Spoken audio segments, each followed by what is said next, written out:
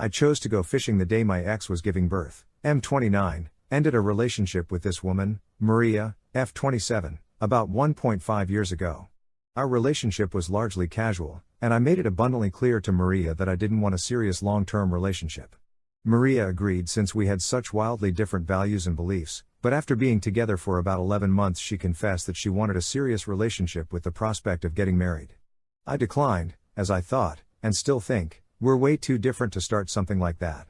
We continued our relationship for a few more months when Maria brought up marriage and starting a family again. She started saying things like how her family and friends liked me as well and how we'd be a great fit. At this stage, I decided to break things off with Maria. I felt like we both wanted different things, and it was better if we went our separate ways. Maria was devastated by our breakup and begged me to remain in contact, so I did, and we kept a decently close friendship for the past 1.5 years.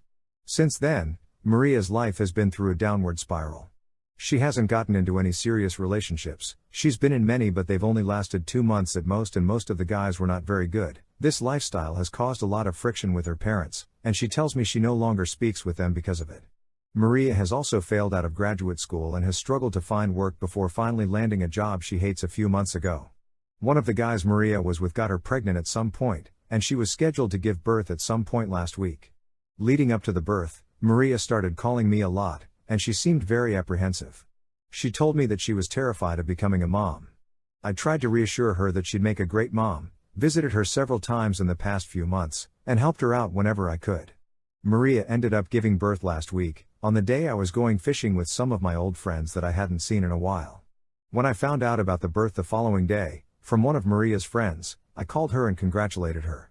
Maria sounded exhausted but was happy I called.